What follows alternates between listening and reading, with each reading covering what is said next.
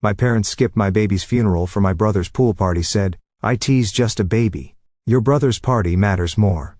I buried my child alone. They had no idea what would do next. I'm Abigail, 29, and I stood alone at my baby Emily's funeral while my parents attended my brother's pool party. My daughter was only 6 months old when SIDS took her from me. As I watched her tiny white casket being lowered into the ground, my mother's words echoed in my mind. "It's just a baby. Your brother's party matters more." That day, something inside me shattered beyond repair. Before I tell you how I made them face the consequences of their choice, let me know where you're watching from in the comments below. This story about family betrayal might make you rethink who deserves your loyalty.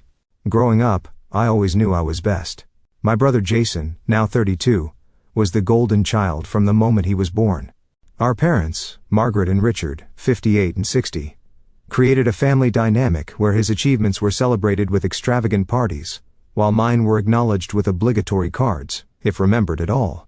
When Jason made the soccer team in grade, my parents threw a backyard barbecue with all our relatives. When I was accepted into the honors program that same year, they simply said, "That's nice, Abby," before asking Jason about his upcoming game. This pattern continued throughout our lives.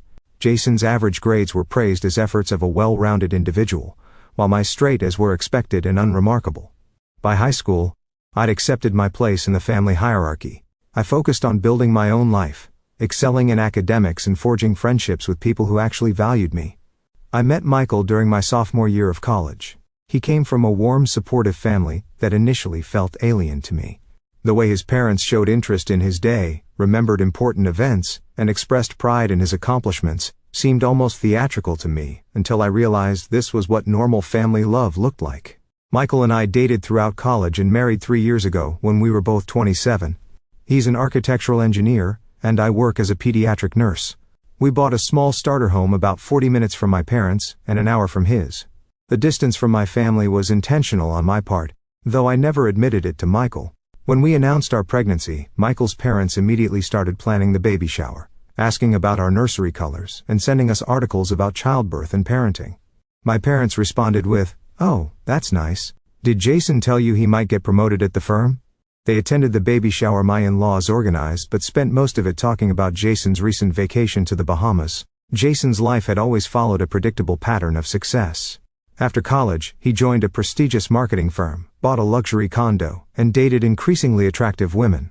Each achievement was celebrated lavishly by our parents. When he purchased his condo, they helped with the down payment, something they never offered me, despite my student loans. When I mentioned this discrepancy once, my mother said, "Jason has a more expensive lifestyle to maintain. You and Michael are more practical people." Emily was born on a snowy January morning. She had Michael's dark hair and my blue eyes. Holding her for the time, I felt a love so intense it physically hurt. Michael's parents arrived at the hospital within hours, bearing gifts, tears, and so much joy.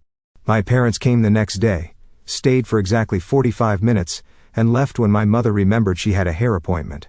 Over the next 6 months, Michael's parents visited weekly, sometimes just to give us a break so we could nap or have dinner alone.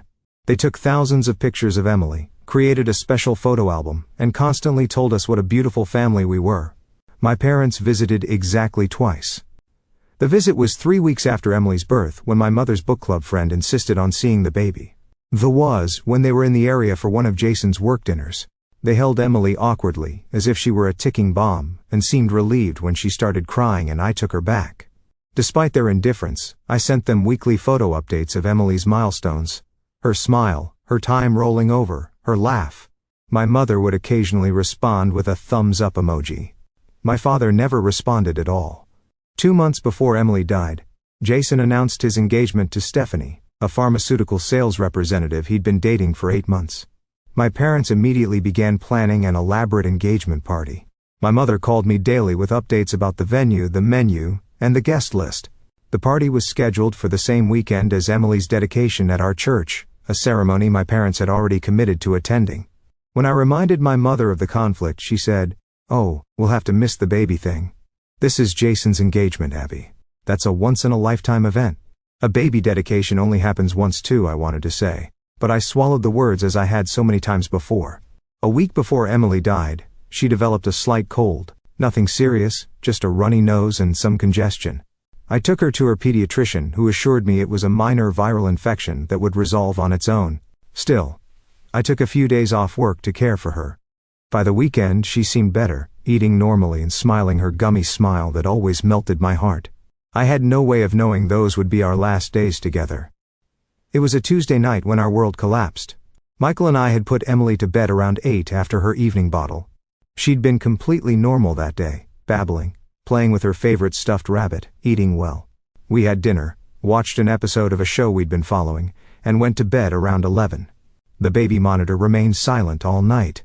Too silent. When I woke at 6 a.m. for my early shift at the hospital, something felt wrong. Emily usually woke around 5 for a feeding. I went to her nursery, the room we'd painted soft yellow with woodland creatures on the walls. In her white crib, surrounded by the stuffed animals given to her by Michael's parents, Emily lay still. Too still. "Emily?" I whispered, touching her cheek. It was cold. What happened next exists in my memory as disjointed fragments. My screams, waking Michael. His footsteps pounding down the hallway. His hands pushing me aside to perform CPR on our daughter's tiny body. My trembling fingers dialing 911. The dispatcher's calm voice asking questions I could barely comprehend. The arrival of paramedics in our peaceful suburban home. Their grim faces as they continued resuscitation efforts. The ambulance ride with Emily's motionless body. The hospital's bright lights. A doctor with kind eyes delivering the worst news any parent could hear. "I'm so sorry. Your daughter died from what appears to be sudden infant death syndrome." Michael collapsed against the wall. I stood frozen, unable to process the words. This couldn't be real. We'd done everything right. Emily slept on her back in a bare crib. We never used blankets. We kept the room at the right temperature. We'd followed every SIDS prevention guideline. Yet there we were, in a sterile hospital room, being asked if we wanted to hold our daughter one last time. We spent hours with Emily, memorizing her face, holding her cold little hands, kissing her forehead. The hospital chaplain came. A grief counselor spoke to us. Someone mentioned funeral arrangements. The words washed over me without meaning. Eventually I remembered to call my parents. With shaking hands, I dialed my mother's number. "Mom," I said when she answered, my voice breaking. "Emily died last night. SIDS. We're at the hospital now." There was a pause before she responded, "Oh, Abby. That's terrible." No gasp. No tears. No immediate promise to come right away. Just a flat acknowledgement of the information. "We need to arrange a funeral," I continued, desperate for her to understand, to offer support, to be a mother to me when I needed one most. "Yes. I suppose you do. Let us know the details." That was it. No questions about how we were coping or offers to help with arrangements. Michael's parents, in contrast, were already on their way to the hospital, having dropped everything the moment we called. The next few days passed in a blur of paperwork, decisions, and overwhelming grief. Michael and I moved through the world like ghosts, barely eating, barely sleeping. His parents took care of practical matters, contacting the funeral home, ordering flowers, arranging for food after the service. My parents called once to ask when the funeral would be. "Friday at 11, I told my mother. "At Greenview Cemetery." "Friday," she repeated. "Oh, dear. That's the day of Jason's pool party to celebrate his engagement. We've already committed to that." I thought I'd misheard her. "Mom, this is Emily's funeral. Your granddaughter's funeral." "I understand that, Abby. But we can't cancel on Jason now. All the arrangements are made.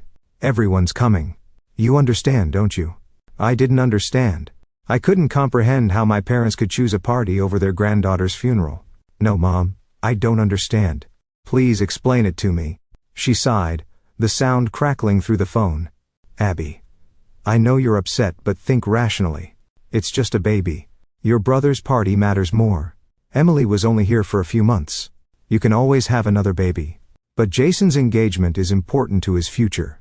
The words hit me like physical blows. It's just a baby. Your brother's party matters more. You can always have another baby. In that moment something inside me hardened.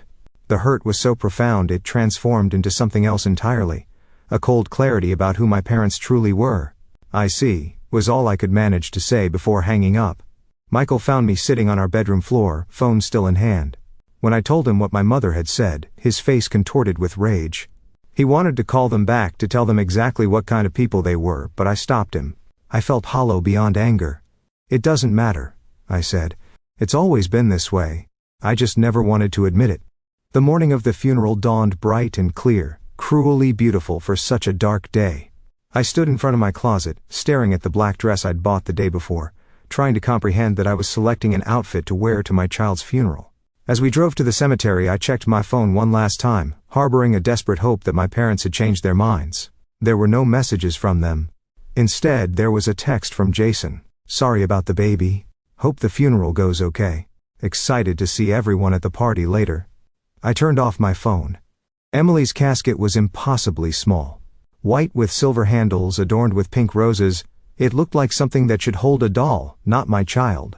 Standing beside it in the cemetery's Garden of Angels, a section reserved for infants and children, I felt detached from reality. Michael stood beside me, his face pale, his hand gripping mine so tightly it hurt.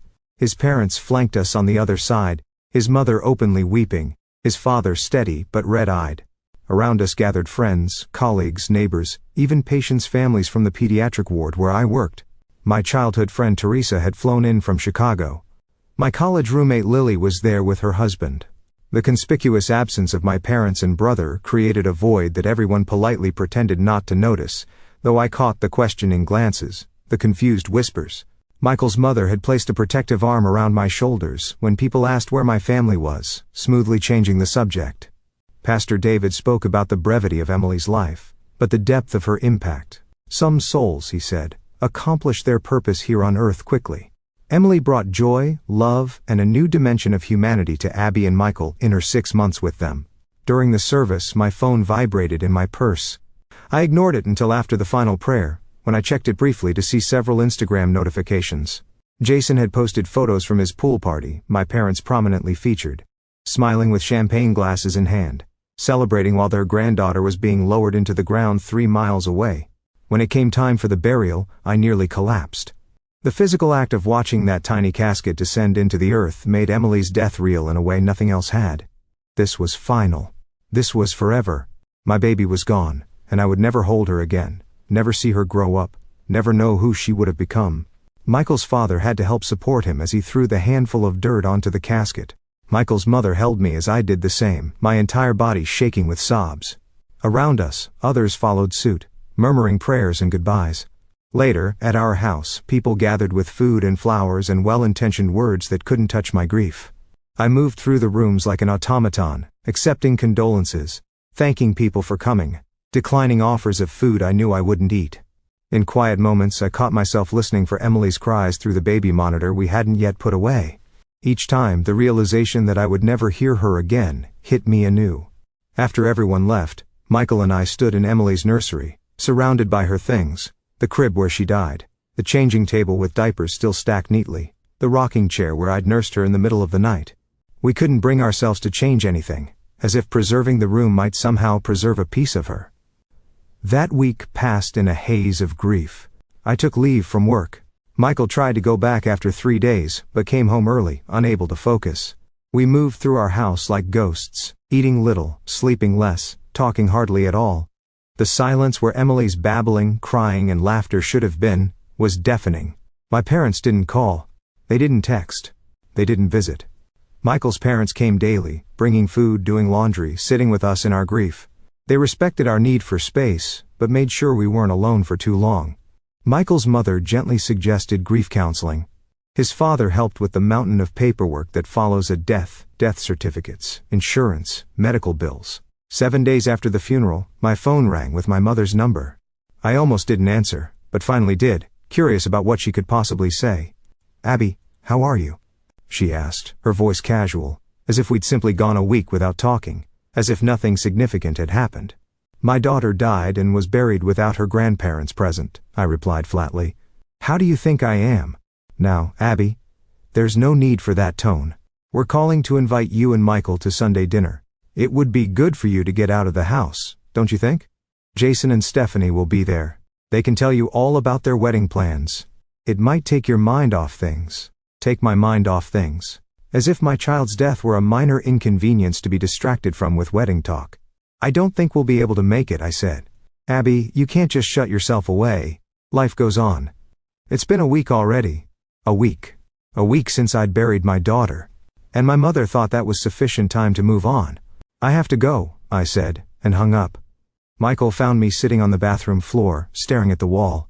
When I told him about the call, about my mother's invitation to Sunday dinner to hear about Jason's wedding plans, his expression darkened. "They can't be serious," he said. "They are," I replied. "They absolutely are."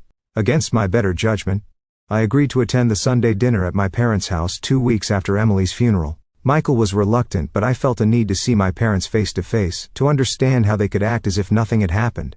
We arrived at the suburban colonial home where I'd grown up, the house with the meticulously maintained lawn and the living room that was kept pristine for guests. My mother greeted us with air kisses, careful not to smudge her lipstick. My father nodded from his armchair, barely looking up from his newspaper. Jason and Stephanie sat on the couch, wedding magazine spread before them. "Abby, Michael, come in," my mother said. "Dinner's almost ready." Jason was just showing us the venue they're considering for the reception.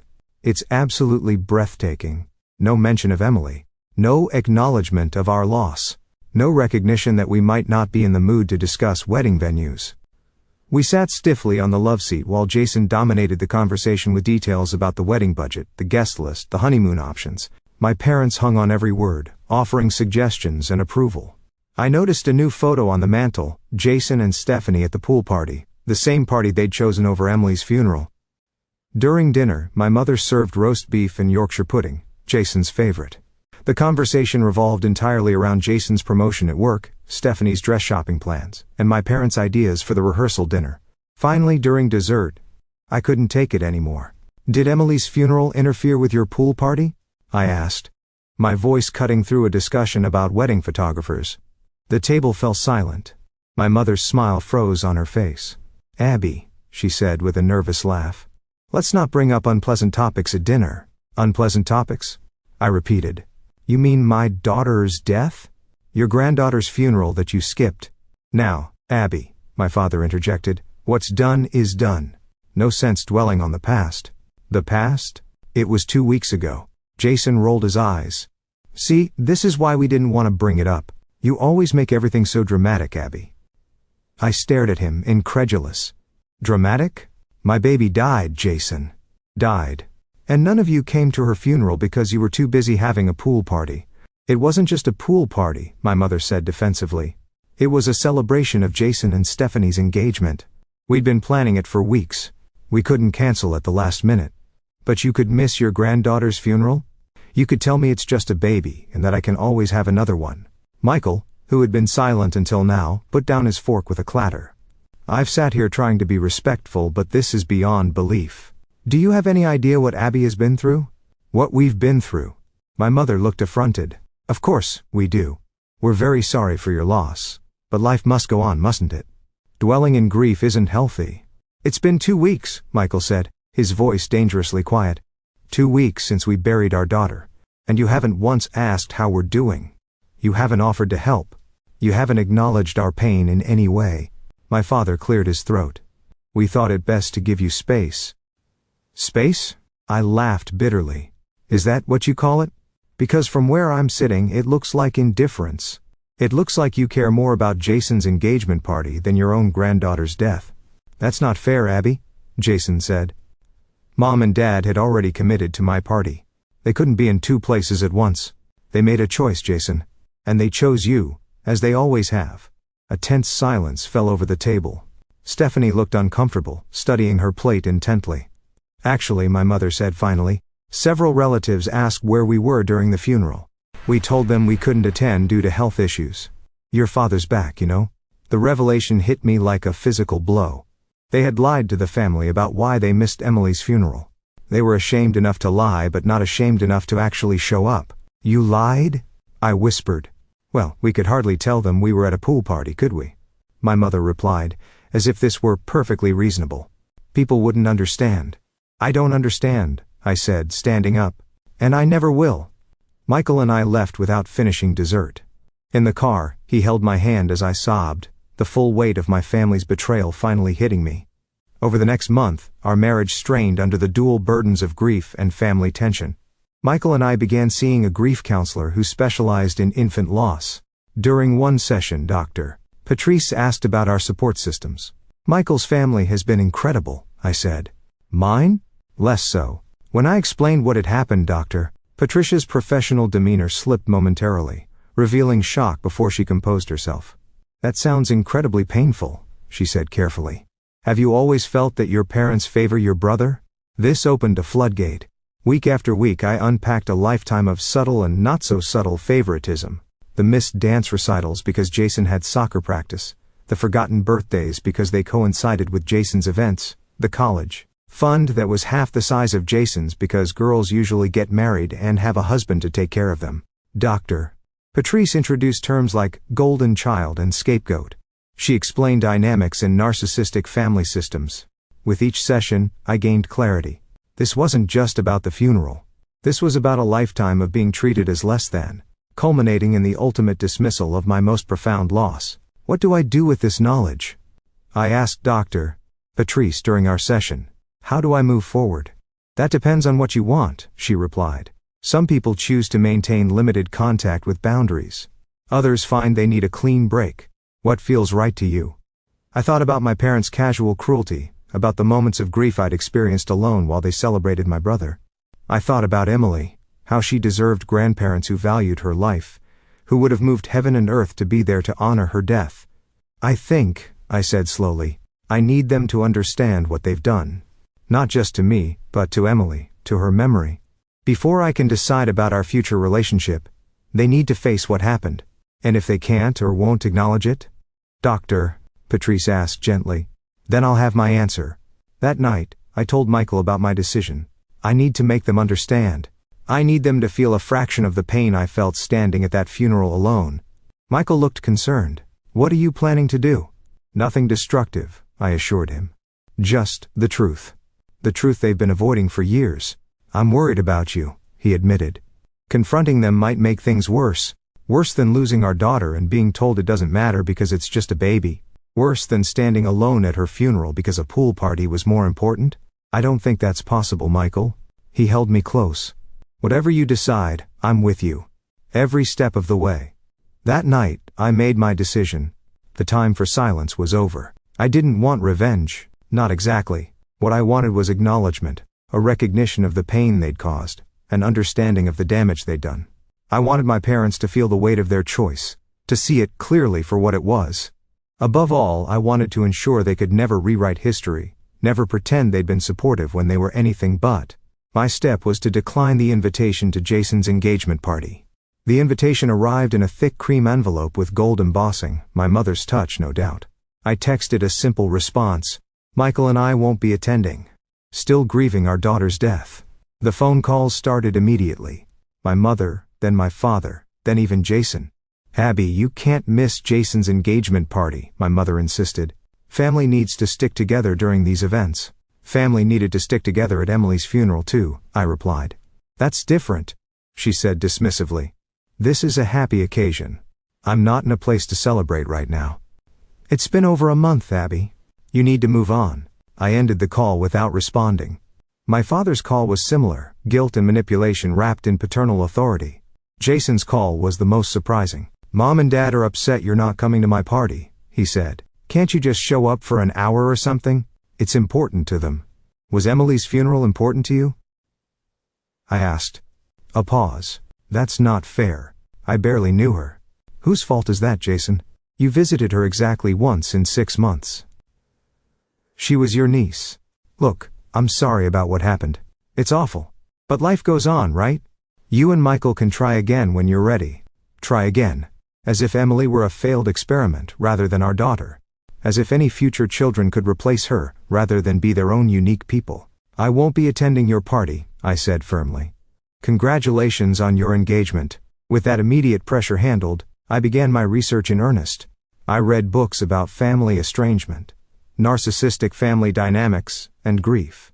I joined online support groups for parents who had lost children and found, to my sad relief, that my experience wasn't unique. Many others had faced insensitive comments, thoughtless actions, and painful betrayals from family members during their darkest hours. One evening, I pulled out a box from my closet, a collection of evidence I hadn't realized I'd been gathering throughout my life.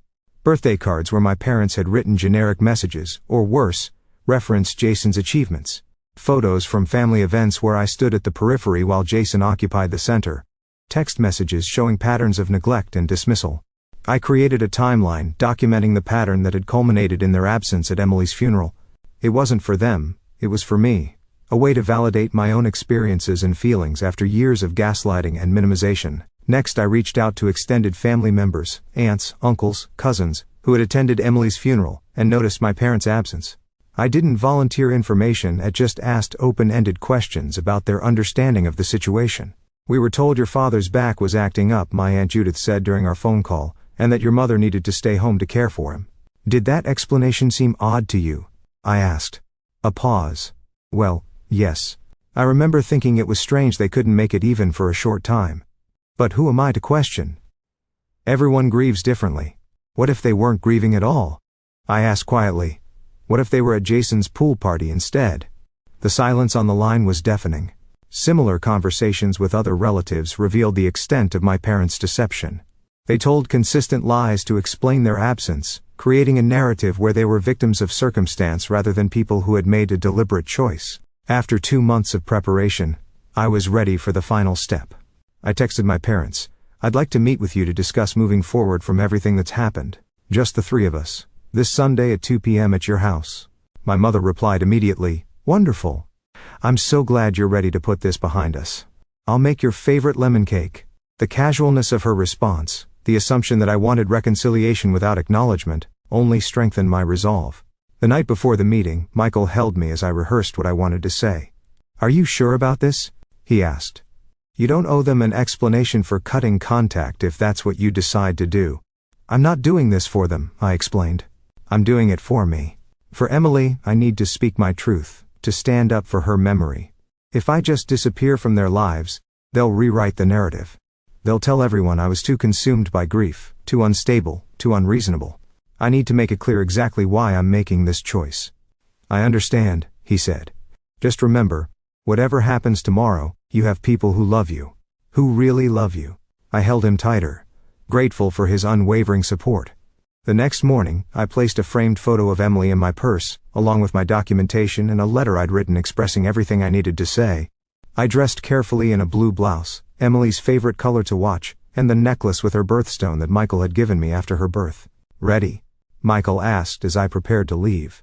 I took a deep breath.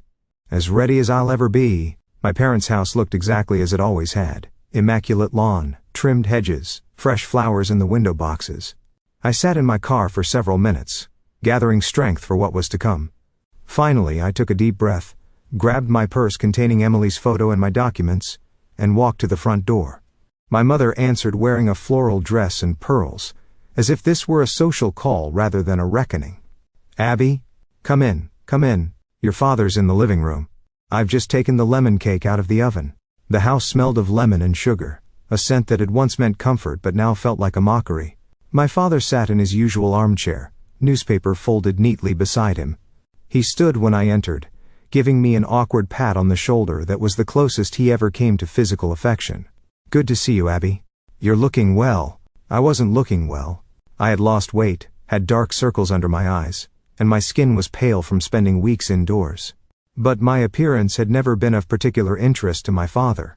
"Let's have some cake," my mother suggested, already heading toward the kitchen. "Then we can talk." "Actually," I said, my voice steadier than I expected, "I'd prefer to talk." My parents exchanged a glance I recognized from childhood, the one that said I was being difficult. "All right," my mother conceded, settling onto the couch. "What did you want to discuss?" I sat opposite them, placing my purse beside me. "I wanted to talk about Emily's funeral and why you weren't there." My mother's smile tightened. "Abby, we've been through this.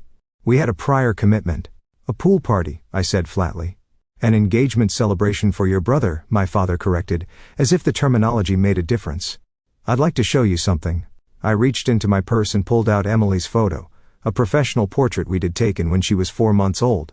She was wearing a pink dress, her blue eyes bright, a gummy smile lighting up her face. I placed it on the coffee table between us. My parents glanced at it uncomfortably but said nothing. "This is your granddaughter," I said. "This is Emily. The Emily whose funeral you skipped to attend a pool party. The Emily you referred to as just a baby. The Emily your son, my brother, visited exactly once in her entire life. Abby, my mother began, but I held up my hand. I'm not finished. For as long as I can remember, you have made it clear that Jason matters more than I do. His achievements, his milestones, his happiness always took precedence over mine. I accepted that. I built a life with people who valued me despite your indifference. But when you chose to skip Emily's funeral, when you dismissed her death as insignificant, you crossed a line that can't be uncrossed. I pulled out a folder containing my documentation. I've been thinking about this a lot, trying to understand if this was an isolated incident or part of a pattern. I think the evidence speaks for itself. I handed them a printed timeline of events dating back to my childhood, with specific examples of their favoritism toward Jason and dismissal of me. Birthdays forgotten because of Jason's soccer tournaments. My college graduation dinner cut short because Jason had a date. The substantial financial support they'd given Jason compared to the token assistance I'd received. My parents looked at the papers with expressions of mingled confusion and defensiveness. "What is this supposed to be?" my father asked. "It's a record of your choices," I replied. "A pattern that culminated in the most painful day of my life, when I buried my daughter alone while you celebrated with Jason." "You weren't alone," my mother protested. "Michael was there, and his parents." "Yes, they were. Thank God for them. But my parents, Emily's grandparents, chose a party over her funeral, and then lied to the family about why they weren't there." My father's face reddened. "We didn't think it would look good." "No. It wouldn't look good," I agreed, "because it wasn't good. It was cruel. It was selfish. It was the clearest possible statement of your priorities." I pulled out my phone and showed them the screenshots I'd saved, the Instagram post from Jason's party, time-stamped during Emily's funeral service, my mother sipping champagne while I was listening to the pastor speak over my daughter's casket, my father laughing with friends, while Michael and I were throwing dirt onto our baby's grave. "Do you have any idea what it felt like to see these after the funeral?" I asked, my voice finally breaking. "To know that not only were you absent, but you were celebrating?" My mother's composure finally cracked. "What do you want from us, Abby? We can't change what happened." "No, you can't. But you can acknowledge it. You can stop pretending it was acceptable. You can recognize the pain you caused." "We're sorry you were hurt," my father said stiffly. "That's not an apology," I pointed out. "That's placing the blame on me for being hurt rather than on you for your actions." A tense silence fell over the room. My mother looked at my father, clearly expecting him to fix this situation as he fixed everything, with authority and dismissal. But even he seemed to recognize that his usual tactics wouldn't work here. "What is it you want us to say?" my mother finally asked, an edge of frustration in her voice. I pulled out the letter I'd written, my final piece of evidence. "I don't want you to say anything. I want you to listen. This is what I need you to hear." I unfolded the paper and began reading. "Dear Mom and Dad, I'm writing this because I need you to understand what your choices have meant to me. When Emily died, my world collapsed. Everything I knew, everything I believed, everything I hoped for, was shattered in an instant. The only thing that could have made that pain worse was facing it alone, and that's exactly what your choice forced me to do. When you told me that Emily was just a baby, and that Jason's party mattered more, you didn't just miss a funeral. You invalidated her entire existence. You told me that my child, your granddaughter, was disposable, replaceable, unimportant. You told me that my grief was inconvenient, my pain was exaggerated, my loss was negligible compared to Jason's celebration. This wasn't an isolated incident. It was the culmination of a lifetime of being treated as less than, of having my experiences minimized, my achievements overlooked, my needs dismissed. I've spent my entire life trying to earn the love and attention you give Jason freely, never understanding that the problem wasn't me, it was you. I'm not writing this to hurt you or to extract an apology. I'm writing because I need you to know that I see the truth now. I see the pattern. I understand that this will never change, because you don't want it to change. And knowing that, I need to protect myself and the memory of my daughter from further harm. For now, I've decided to take a step back from our relationship. I need time and space to grieve Emily without having her existence diminished. I need to heal from not just her loss, but from the additional trauma of your response to it. I need to build a life surrounded by people who value me, and who would have moved heaven and earth to be present on the worst day of my life. If someday you're willing to truly acknowledge what happened, to take responsibility for your actions without excuses or deflections, to commit to change, then perhaps we can begin to rebuild. Until then, this distance is necessary for my well-being, and for honoring Emily's memory the way she deserves. with both sadness and resolve, Abby. When I finished reading, I looked up to see my mother crying silently, mascara tracking down her cheeks. My father sat rigid, his jaw clenched, but his eyes betrayed a flicker of something I'd rarely seen: uncertainty. "You can't be serious," he finally said, cutting us off over one missed event. I folded the letter carefully and returned it to my purse. It wasn't one event. It was the final event in a lifetime of events. "And I'm not cutting you off permanently. I'm stepping back until you can acknowledge the reality of what happened and commit to change." "This is ridiculous," my father insisted. "Everyone has favorite children. It's natural. We've done everything for you." "Robert," my mother interrupted, her voice uncharacteristically sharp. She was looking at Emily's photo on the table, really looking at it perhaps for the time. "Stop." The room fell silent again. My mother reached for the photo with trembling fingers. "She had your eyes," she said quietly. "Yes," I replied. "She did. I never really looked at her," my mother admitted, her voice barely audible. "I was always so busy with Jason's things, with the engagement plans." My father shifted uncomfortably in his chair. "Margaret, don't. Abby's upset, but she'll come around. She always does." "No," I said firmly. "Not this time. This isn't something I can just get over. This is my line in the sand." I stood, gathering my purse. "I've said what I came to say. The ball is in your court now. I hope someday you'll understand what you've done, and make different choices. Until then, I need this distance." As I turned to leave, my mother called after me, her voice breaking. "Abby, please. Don't go like this." I paused at the door. "I'm not going anywhere, Mom. I'm right where I've always been. You're the ones who weren't there when it mattered most." I walked out of their house with a strange mixture of grief and liberation. In the car, I sat for a moment, hands shaking but mind clear. I had spoken my truth. I had stood up for Emily, for myself, for the reality of our experiences. Whatever happened next was up to them. As I drove home, my phone began ringing with notifications. Jason, apparently informed of our confrontation, was sending angry texts accusing me of upsetting our parents unnecessarily. Several extended family members, however, were sending messages of support. They'd learned the truth about the funeral, either from my direct conversations with them, or through the family grapevine. My Aunt Judith's message stood out. "I had no idea, Abby. No idea they chose a party over Emily's funeral. I'm heartbroken for you, and ashamed of my brother. Whatever you need, I'm here." By the time I reached home, word had spread through the family. The narrative my parents had carefully constructed was crumbling under the weight of truth. They would need to face not just me, but the judgment of the extended family who had believed their lies.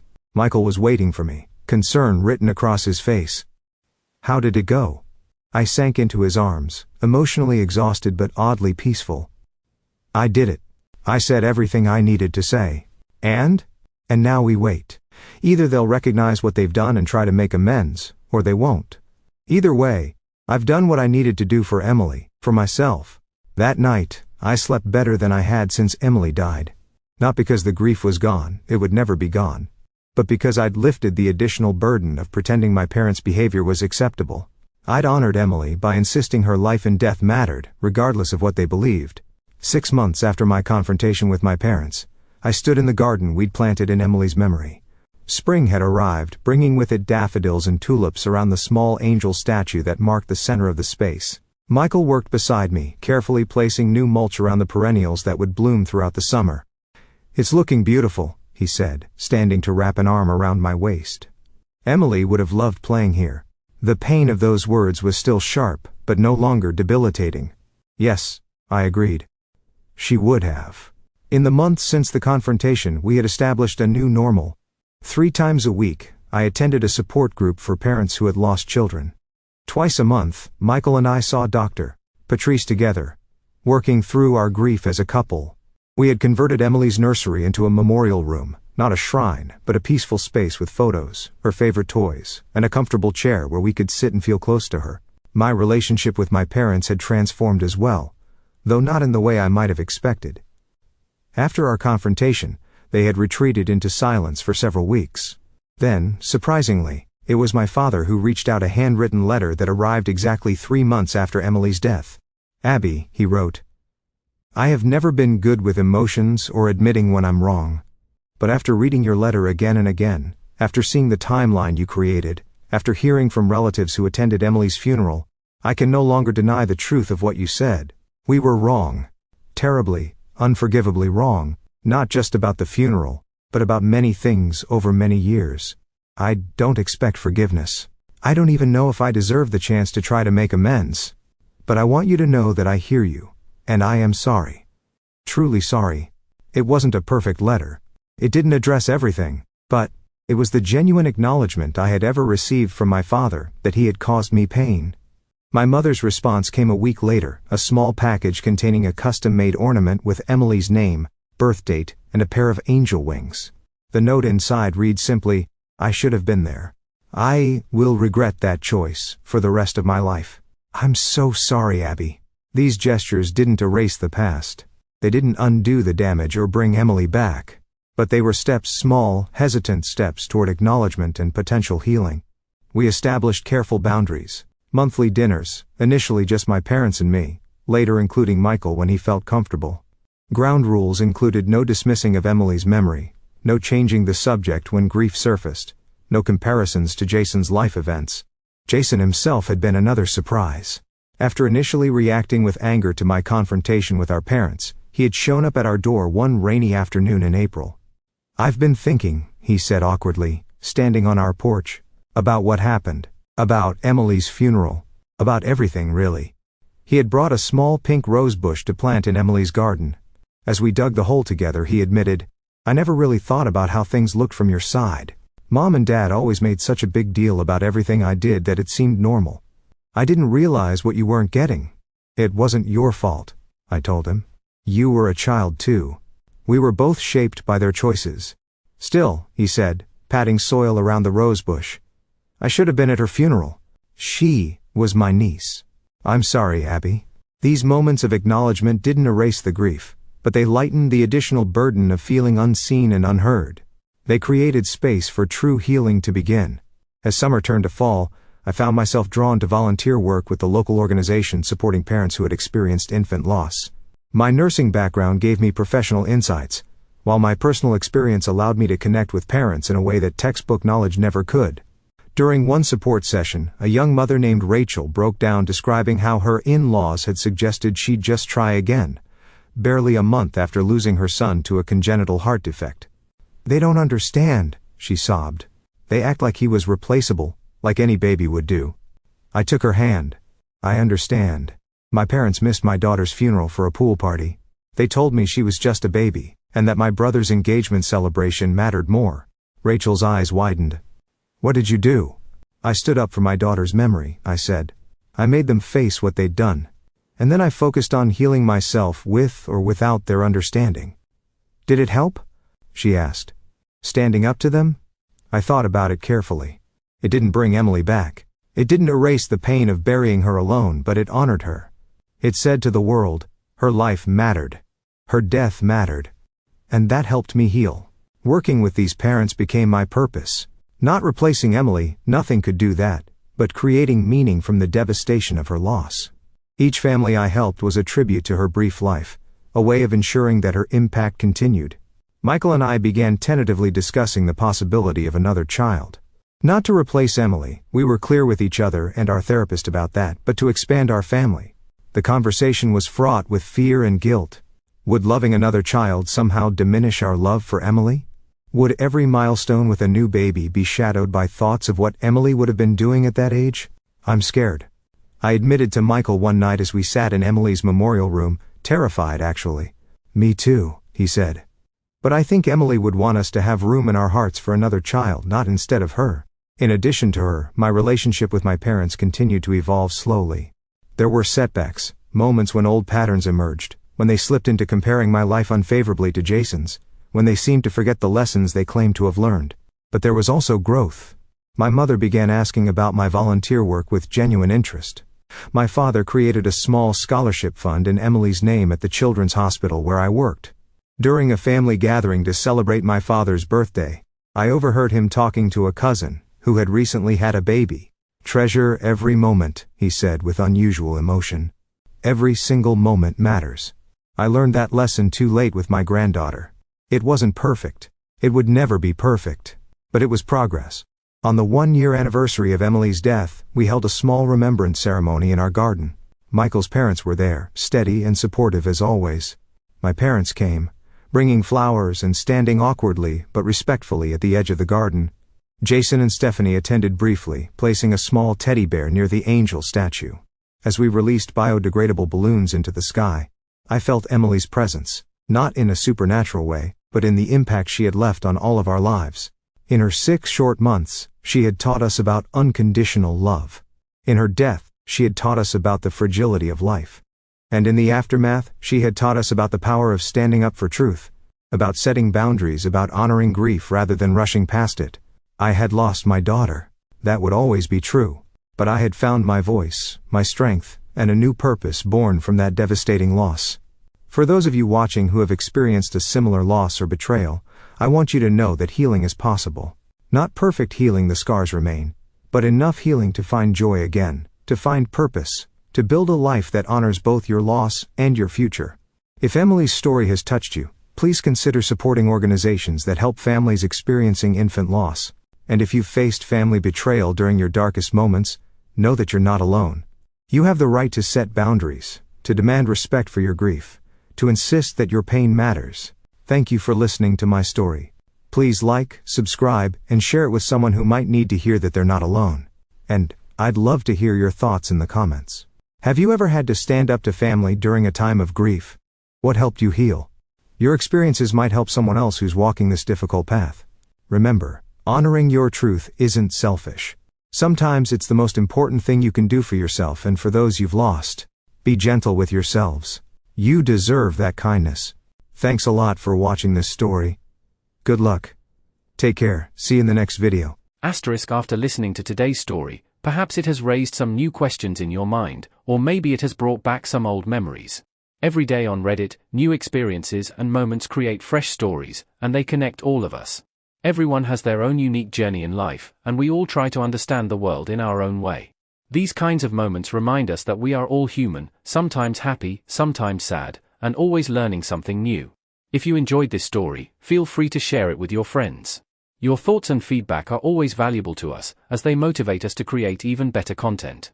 Every story has its own unique angle, and our goal is to understand everyone's perspective and make our content diverse and relatable. Stories like these help us realize that life's journey is different for everyone, and by hearing other stories, we learn something new. You can also share your own stories with us. Your experiences are valuable to us as well, and if you enjoyed this video, please leave your feedback. We aim to create content that brightens your mind and gives you new ideas every time. If you've already seen this video before, your feedback is still important. With every piece of feedback, we can improve our content and bring a new perspective to our viewers. Today, what we saw was just a small part of the many stories shared on Reddit and across the world. It's a reminder of how we all try to understand life by sharing our experiences with each other. This video was only an example of how we try to connect with others through storytelling, learning about different sides of life. We hope to continue sharing such stories that help us all learn and grow together. Thank you for your time, and don't forget to keep an eye out for more stories coming soon. If you haven't already, please like and follow for more amazing content.